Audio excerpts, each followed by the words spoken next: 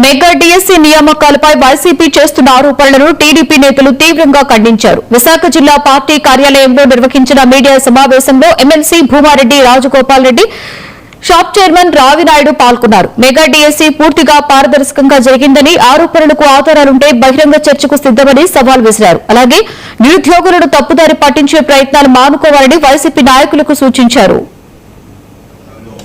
అవతకులు జరిగాయని చెప్పి వైఎస్ఆర్సీపీ అధ్యక్షుడు జగన్మోహన్ రెడ్డి ఆ పార్టీ ముఠా అంతా కూడా నానా యాగి చేయడం జరుగుతుంది. జగన్మోహన్ రెడ్డికి సందర్భంగా అడుగుతా ఉన్నా, నీది పులివెందులే, నాది కూడా పులివెందులే.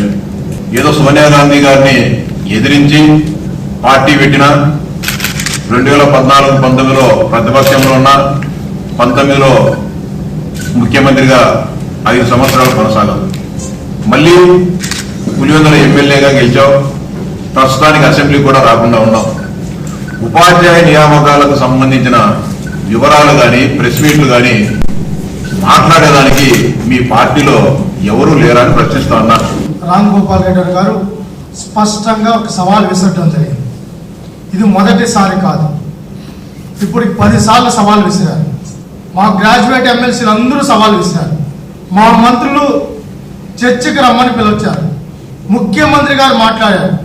నారా లోకేష్ గారు స్పష్టంగా తాడేపల్లి కొంపకు 300 మీటర్ల దూరంలో జగన్మోహన్ రెడ్డి గారిని డిఎస్సి మీద చర్చించడానికి నేను సిద్ధంగా ఉన్నా.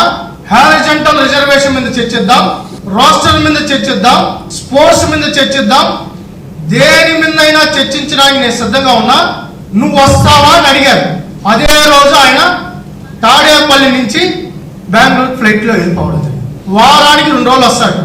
ఒకరోజు జైలుకి వెళ్తాడు, ఆడున్న పిక్ పాకెటర్స్ని, చైన్ స్కార్స్ని, గంజాయి స్మగ్లర్స్ని పరామర్శిస్తారు. దాని తర్వాత ఒకరోజు ఆయన బెంగళూరు నుంచి తీసుకుని వచ్చిన మసిగుడ్డలు, అదేవిధంగా బొల్ల డ్రమ్ములు. రామ్ గోపాల్ రెడ్డి గారు స్పష్టంగా ఒక సవాల్ విసరడం జరిగింది.